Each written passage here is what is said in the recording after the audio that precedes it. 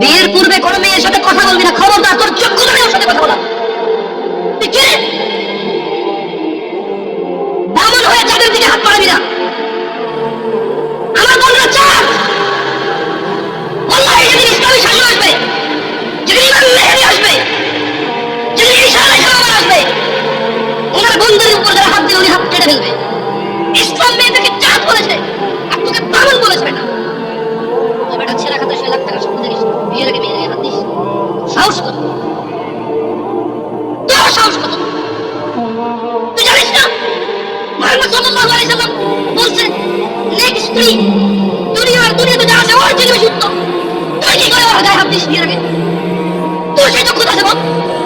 তোকে আল্লাহ জাহান্নামে ফেলবে, তোকে আল্লাহ জ্বলন্ত আগুনে নিক্ষিপ্ত করবে, তোর শরীর পচবে, তোর শরীরের মধ্যে জাহান্নামে থাকতে পারবে না। এত কিছু তুমি বের হও, ছবি পাঠা, চোখ পাঠা, হাত কেটে ফেলবো, আমি দেখো আমি পিছিয়ে বন্ধু আছে, ছবি পাঠা, তুমি পাঠা, আমার কোনটাকে পাঠা, খুশি আছিস পাঠা। বুঝলি মেয়েরা খারাপ, মেয়েদের খারাপ, এটা তুই তুই কে রে? মেয়েরা খারাপ? শোন, আমাদের গ্রামে প্রবাদ আছে, ধর্মীয় কথা না এটা। এখন যেটা বলছি এটা প্রবাদ, এটা ধর্মীয় কথা না। কোনো মেয়ে যদি হাঁটুর উপরে কাপড় উঠে আল্লাহ মেরা বেটা, তুই উঠাইছিস হাঁটুর উপরে কাপড়, উঠাই হাঁটু পর্যন্ত তুই উঠাইছিস। আরে সেটা আমার ছেলে, তুই মনে করিস তুই বেঁচে গেছিস না? তুই মনে করিস তুই সিনাই জানা না? না বেটা, তোর সাথে জানা করেছে, এরপরে তোর বাচ্চা আরেকজনের সাথে, তার তুই সূচনা, তুই ওকে শিখেছিস সবগুলো তোর। যত বড় ডাক্তার, কবিরাজ, যত উন্নত চিকিৎসা নিয়ে যাক, যদি ওর মাথা ফেটে চৌচির করে দেয়, মস্তিষ্ক বেরিয়ে যায়, ওর বাঁচার চান্সেস কতটুকু বোঝার মতো। তোমাকে, তোমার এই ছোট্ট 3.5 হাত বডিকে আল্লাহ কত ইজ্জত দিছে, কত সম্মান দিছে। যদি কেউ তোমাকে জোর করে জেনা করে, তাকে, সে যদি বিবাহিত হয়, তাকে জুমা মসজিদের সামনে অথবা মহাসমাবেশে প্রকাশ্যে কোমর পর্যন্ত বেড়ে পাথর মেরে মেরে মেরে ফেলতে হবে। কেন? সে তোমার গায়ে হাত দিয়েছে। তোমার ইজ্জত আবরু কত উপরে। তুমি কি আর আল্লাহর সৃষ্টি জানা? আল্লাহর সৃষ্টি বনি আদম, ওয়ালাকাদ কাররামনা বনি আদম। আল্লাহ সুবহানাহু ওয়া তাআলা বলেছেন আমি বনি আদমকে কারাম করেছি, ওদেরকে আমি সম্মানিত করেছি। ওই সম্মানিত সম্প্রদায়ের সবচেয়ে মূল্যবান তুমি। তোমার ব্যাপারে এই যে মানুষগুলো, এই যে পুরুষগুলো, আদম আলাইহিস সালাম ওর উম্মতের নবী ছিল, কিন্তু মুহাম্মদ রাসূলুল্লাহ সাল্লাল্লাহু আলাইহি সাল্লামের উম্মত যত পুরুষ, এইবার সে রাজা, মহারাজা, এইবার সে কিছু একটা, সে যদি পুরুষ হয়, সে যদি মুসলিম মনে করে নিজেকে, তাকে তার রাসূলটাকে বলছে, এই আমার উম্মত যদি তুই নিজেকে মনে করিস, তাহলে শোন, একজন উত্তম নেক সৎ স্ত্রী দুনিয়াতে যা আছে এর চেয়ে বেশি মূল্যবান। তার মানে ওই যে পুরুষ তার কাছে মূল্যবান, যে পুরুষের কাছে নেক স্ত্রী নেই, সেই পৃথিবীতে ধনী হতে পারবে না। ধন সম্পদ, ধনী দরিদ্র তো কিছুটা কাউন্টার, স্বর্ণ আছে এত বড়ি, রূপা আছে এত বড়ি, জমি আছে এত বিঘা, গাড়ি আছে এতটা, ব্যাংকে টাকা আছে এতটুকু, কোম্পানির মালিক হল $10,000 বিলিয়ন, কোম্পানির প্রাইস 2000 কোটি টাকা কোম্পানির প্রাইস। এভাবেই তো দরিদ্র বিল গেটস এই যে কি করে ডাকে, কি আছে আম্বানি টাম্বানি, এভাবেই তো ধনী দরিদ্র হিসেব, রাইট? কিন্তু যার কাছে যেদিন বিচার হবে কে ধনী ছিল কে দরিদ্র ছিল, সেদিন যার কাছে নেক স্ত্রী থাকবে না, সে ধনীদের লিস্টে আসতে পারবে। একজনের কাছে যদি পুরো পৃথিবী আর পৃথিবীতে যা আছে, একজনের কাছে যদি পুরো পৃথিবী আর পৃথিবীতে যা আছে সবকিছু থাকে, নেক স্ত্রী না থাকে, আরেকজনের কাছে যদি শুধু নেক স্ত্রী থাকে, এটা বলে প্রমাণ হয় যে নেক স্ত্রী, তাহলে ইসলাম ওকে ধনী বলে, কে দরিদ্র বলে, কি মিসকিন বলে, বেচারা, ও তো লাইফ সুখী না, ও কি বেচারা, আহা ও মিসকিন বেচারা। তোমাকে কত মূল্য দিয়েছে চিন্তা করছো রাসূল সাল্লাল্লাহু আলাইহি ওয়াসাল্লাম। তোমাকে এটা তুমি যা জানো, পুরুষ তোমাকে অ্যাচিভ করতে হয়, পাইতে হয়, অর্জন করতে হয়। যা তা পুরুষ তোমাকে অর্জন করতে পারবে না। যে পুরুষ তোমাকে মূল্যায়ন করতে পারবে না, সেই পুরুষ তোমার সতীত্বের খেয়াল রাখতে পারবে। যে পুরুষ তোমার মূল্যায়ন করতে পারবে না, সেই পুরুষ সতীত্বের পরোয়া করতে পারবে না, মূল্যায়ন করতে পারবে না। এটার মর্ম, এটার ইজ্জত, এটার শান্তি সে জানবে না। মিসকিন বেচারা, বোকা, হতভাগা, পাগল, দরিদ্র, ফকির, জীবনে কিছু নেই ওর, যার কাছে তুমি নেই। ওর আমার যার কাছে তুমি নেই, তার কাছে পৃথিবীর কোন সম্পদ নেই। ওর আমার 12 বছর 15 বছর বয়সে তুমি কেন বিবাহের পূর্বে আরেকজনকে তোমার শরীর ধরতে দাও? আর যুবক ভাই আমার, কি বলিস কি তুই? এই পৃথিবী আর পৃথিবীতে যা আছে এর যেতে মূল্যবান হচ্ছে এই মেয়েটা। তুই এরকম মূল্যবান একটা জিনিস ওর ধরে ছুঁয়ে তুই ওকে ওর মূল্য কমিয়ে দিবি? এত বড় জুলুম ওর প্রতি তোর! তুই আল্লাহকে ভয় করিস না তাই বলে এতটা এতটা কি বলিস তুই? তুই কি কারো গাড়ির গ্লাস ভাঙছিস জীবনে? না। কেন লস হবে? তুই কি কোনোদিন কোনো মানুষকে ঘুষে দিছিস? না। কারণ তাহলে ওকে ছাড়া কষ্ট হবে। তুই কি জীবনে কারো পেটে ছুরি ঢুকাই দিছিস? না। ও মরে যাবে, তাহলে ওর ফ্যামিলি ক্ষতিগ্রস্ত, লসে পড়ে যাবে। তুই কি কারো টাকা মারছিস কোনোদিন? না। তাহলে ওর ফ্যামিলি টাকার কারণে কষ্ট পাবে। তাহলে তুই কেন তুই এত ছোট ছোট বিষয়গুলো খেয়াল রাখিস যে আরেকজনের লস হবে? তাহলে তুই এই মেয়েটার জীবনটাকে তুই কি করলি? তুই পুরো পৃথিবী আর পৃথিবীতে যা আছে সবকিছু বিক্রি করলে যে সম্পদ হবে, সবকিছু অর্জন করলে যে অর্জন হবে, এর চাইতে মূল্যবান তুই ওকে সতীত্ব থেকে বের করে নিয়ে আসলি? তুই তোর সামান্য ডিজায়ার ফুলফিল করলি, যেটা আল্লাহ তোর জন্য বৈধ করেছে কবুল বললে। তোর বাপের দোষ, আল্লাহর তো দোষ না। তোর বাপের দোষ, সমাজের তো দোষ না। তোর বাপ তোকে বিয়ে করে না ভাই আমার। তোর বাপ মনে করে তুই ছোট 18 বছর বয়স না। তোর বাপ মনে করে তোর বাপ 16 বছর বয়সে অস্তমতের করছে, তোর 22 বছর তুই এখনো ছোট নুনু খাস। নুনু খাস। তোর বাপের অজ্ঞতা, ইসলামে দোষ দিবি কেন তুই? তোর বাপ 13 বছর বয়সে চাস্তমান জাতমান নিয়ে পালাই গেছে, এরপর সমাজে ধরে আনছে। এরপর তোর বাপের তোর দাদা বসে কলিস শেষ হয়ে গেছে 20 বছর আগে কথা বলছে। তোর বাপ 14 বছর বয়সে লুকায় লুকায় খেলছে ওই কি। আরে ভাই আপনি শহরের ভাই, শহরের বয়স করতে হয়েছে। আর সব মানুষ শহরে গেলাম আমি দেখছি। যখন আসলে যুবকদেরকে নিয়ে কথা বলতে চাই বলি, কারণ আমি আমার ভাই বোনদের নিয়ে কথা বলবো স্বাভাবিক। আমি আমার ভাই এবং বোনদের বুঝি, হয়তো অতটা না, অল্প কিছু কিছু, সব না। এটা অনেকেই বলছে হয়তো আমাকে আল্লাহ বলার তৌফিক দিয়েছে, আমাকে আল্লাহ বলার শোনার তৌফিক দিয়েছে, এটা আমাদের মধ্যে ম্যাচ করছে। তাহলে জানে না এরকম মানুষ কিন্তু কম, সমাজে জানে না এমন মানুষ কম, আর মানে এমন মানুষও কম। একটা জায়গায় সিমিলারিটি আছে, জানে না এমন মানুষও কম, আবার মানে এমন মানুষও কম। তার মানে অধিকাংশ মানুষ জানলেও মানে না। আমি বর্তমান যুবকদের যে প্রবলেম গুলো, এগুলো শুধু যুবকদের ইস্যু না, এগুলো এখন বড়দের ইস্যু। আপনি জানা বলেন, নেশা বলেন, এক লোক 20 বছর বয়সে সিগারেট খায়, 50 বছরে খায়, এটা আসলে কি যুবকের সমস্যা বলবেন? যুবকদের সমস্যা, ইটস এ হিউম্যান প্রবলেম। এটা মানুষের সমস্যা।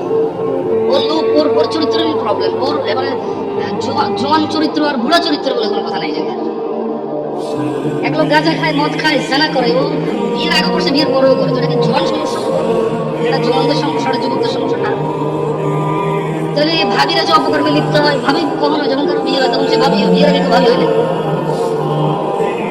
বিয়ের আগে তো ভাবি হলে, বিয়ের আগে কাউকে দুলাভাইও বলে না। দুলাভাইরা যে এত প্রবলেম করতেছে শালিকাদের সাথে বা অন্যান্য কলেজদের সাথে, এটা তো দুলাভাই কি, তার মানে কি মানুষের বয়স যখন 50 হয়ে যায় তখন কি তাকে দুলাভাই ডাকে না মানুষ? অন্য কিছু ডাকে না।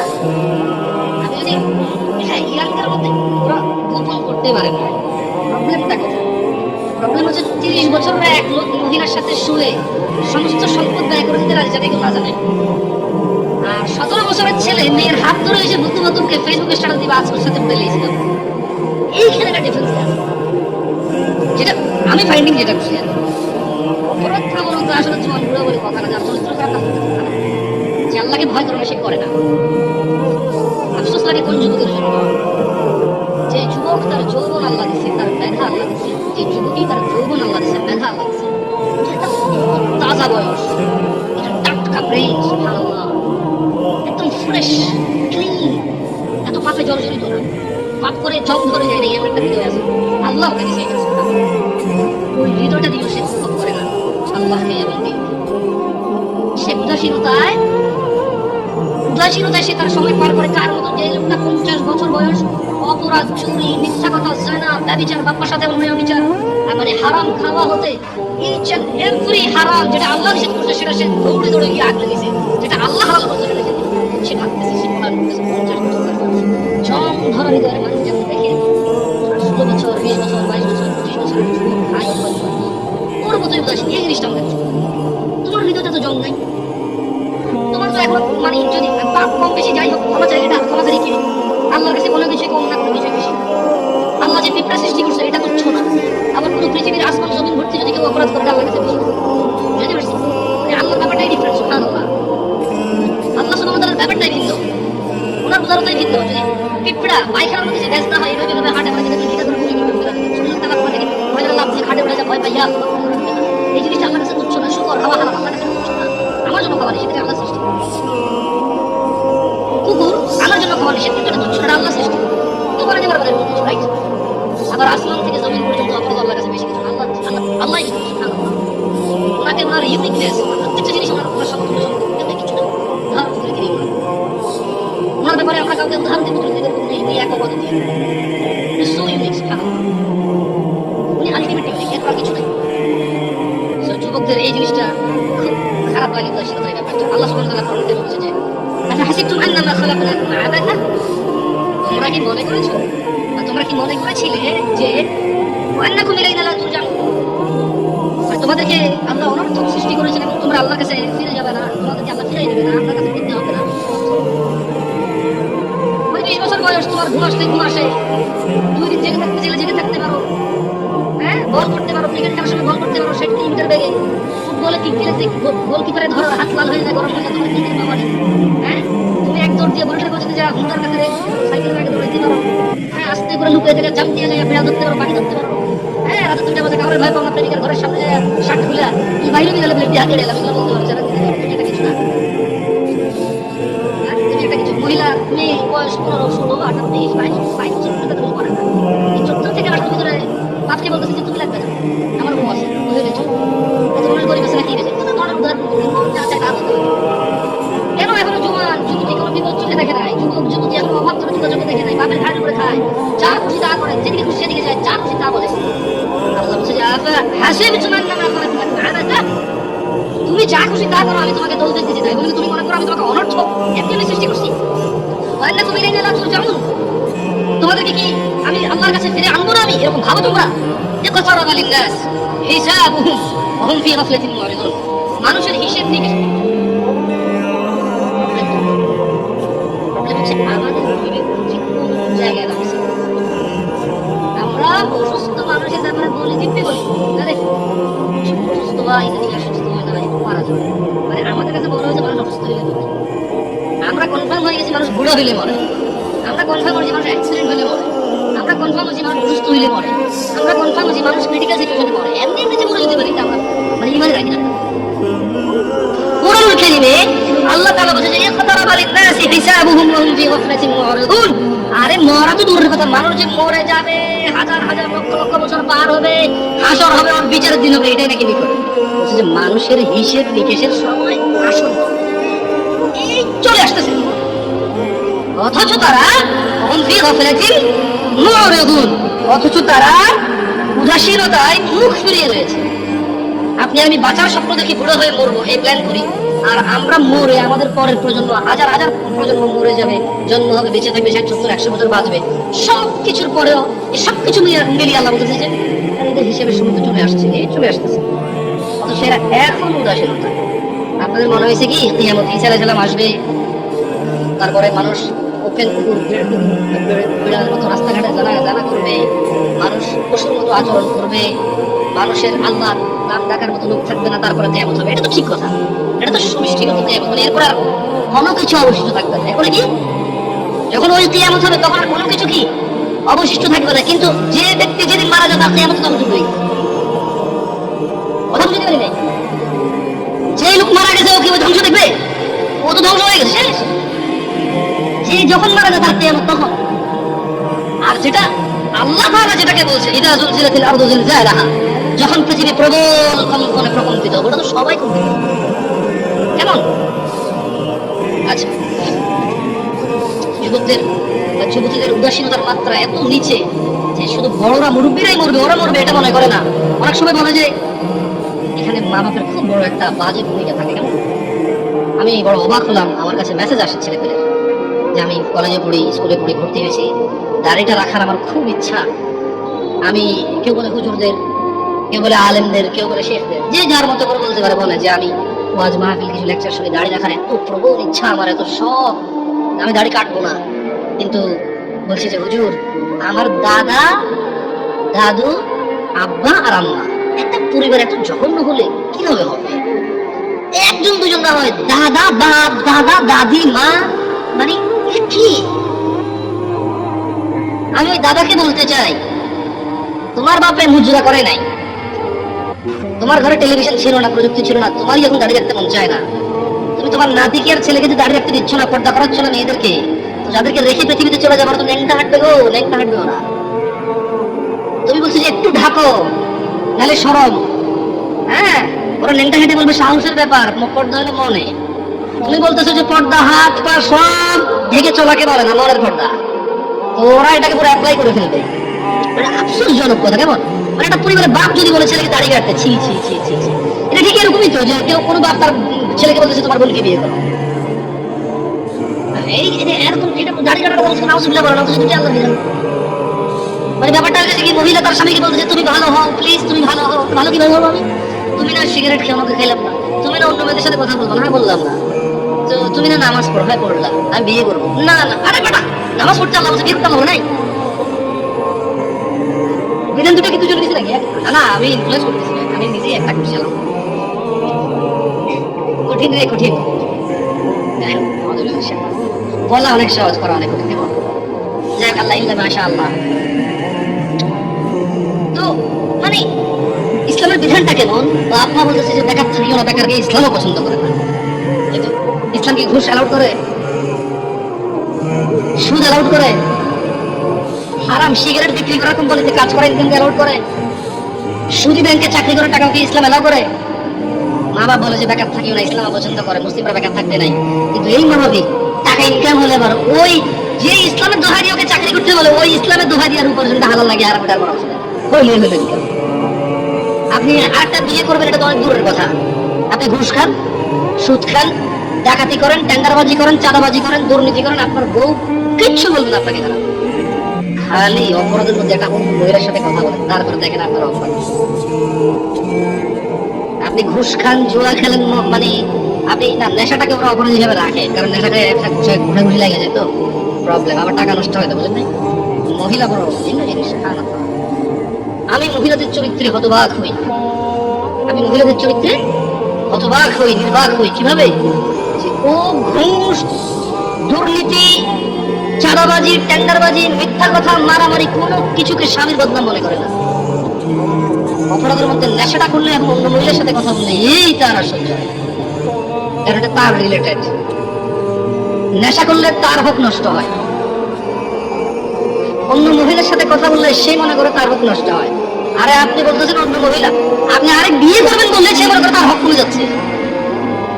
আমি একবার একজনকে বললাম, আমাকে বললো যে না না আমি আবার মহিলাদের সাথে কথা বলি না, এটা আপনারা চেক করেন, আমার ফেসবুকে মেসেজ দিয়ে চেক করে বসে, এটা খুব ক্রিটিক্যাল মনে হয়, রিপ্লাই করি, তাও লিখে কথা বলি না, কথা বলবো, ভয়েস মেসেজ এগুলো অ্যালাউড করি না কেন? আমাদের তো লিখে যাবে, উত্তর পাল্লে দিন লিখে ধরে দিয়েছি শেষ। তো বলছে যে আচ্ছা হুজুর, আমার স্বামী আরেক বিবাহ করবে, তো আচ্ছা এরকম কমপ্লেন কি 60 বছরের মহিলা দেয়? এই জোয়ান মহিলা, জোয়ান পুরুষদের ঘটনা, এই মাত্র দাড়ি টাড়ি রাখছে, একটু কল করতেছে, বিয়ে অর্ধেক দিন, হ্যাঁ একটু আগে 4-5টা গার্লফ্রেন্ড ছিল আর কি, এখন সে একটু দিনে চলে আসছে না, দিনে চলে আসছে, 4-5টা গার্লফ্রেন্ড ছিল, এখন একটা বলে থাকতে ইসলাম তো বিয়ে অলরেডি করছে, এখন সে বিয়ে করছে 3 বছর, আর বিয়ে করার জন্য পাগল হয়ে গেছে 1.5 বছর থেকে। তার প্রথম বিয়ে বয়সে 3 বছর, 1.5 বছর থেকে ঝগড়া চলতেছে করে আরেক বিয়ে লয়া, বুঝলেন? ওই ক্যাটাগরি কিছু সিচুয়েশন আছে।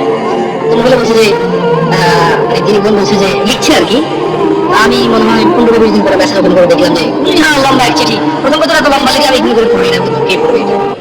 তো তারপর আল্লাহর ওয়াস্তে করতে বলছে, আমি লিখেছি আল্লাহর ওয়াস্তে করা ঠিক না, এটা বলবেন না, কাউকে বলবেন না। তো ঠিক আছে, করতেছি এক পর্যায়ে বললো যে আমার স্বামী আরেক বিবাহ করতে চায়। তো বললাম আল্লাহ তাকে অধিকার দিচ্ছে, করতেই পারে, হোয়াট ইজ ইউর প্রবলেম?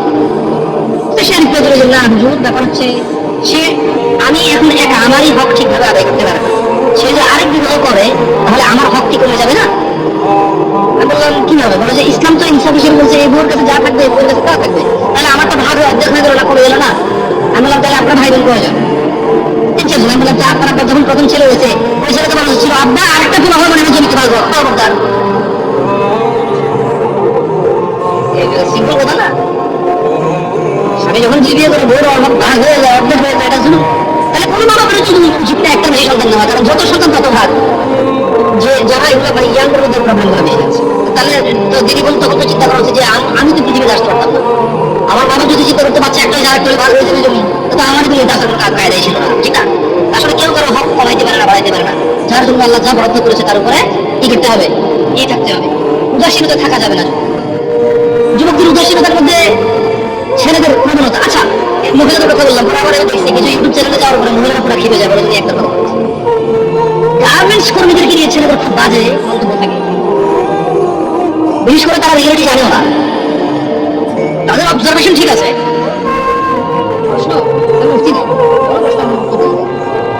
আচ্ছা, আপনারা জাজ করবেন, আমি আপনাদের অনুরোধ করবো, আপনারা ধ্বংস হয়ে যাবেন, আপনাদের উপায় থাকবে না। নাইলে খবরদার যাকে তাকে প্রশ্ন করতে পারবো, আমি যাকে তাকে বলতে পারবো, আমি বলবো না যেই সেই, আমি যেই সেই। যেটা কথা বলতে পারি আলহামদুলিল্লাহ, আল্লাহ এটা পারবো না। ডাক্তার নির্বাচনের ক্ষেত্রে কিন্তু 5-7 জনকে জিজ্ঞেস করেন কোন ডাক্তারটা ভালো হবে, মেডিসিন নাকি ডেন্টাল নাকি ওই যে কিডনি নাকি অর্থোপেডিক্স, ওটা ভালো। মুসলিম ধর্ম ঠিক প্রশ্ন যখন তার কোন ক্যাটাগরির প্রশ্ন, এই ক্যাটাগরির প্রশ্নের জন্য কোন আলেমকে ভালো হবে, এবারে টেনশন নিয়ে তালাকের প্রশ্ন যাকে তাকে জিজ্ঞেস করি, এটা বলুন। আচ্ছা সবাইকে জিজ্ঞেস করি, আমাকে জিজ্ঞেস করি না, আমাকে খুব ক্রিটিক্যাল এসব অ্যান্সার, সো টাফ, কিন্তু খুব জিম্মেদারি। বিশেষ করে তালাক এত বাজেভাবে হয় এই দেশে, তালাক দিচ্ছে 3 বার বলছে, আমাকে 3 বার বলছে, 3 বার হয়েছে নাকি হয় নাই, এটা কনফিউজ থাকা অবস্থা দৌড়ে নিয়ে আসে, আরেকবার তালাক দিচ্ছে, এরপরে আনতে পারবে কিনা এটা বলছে।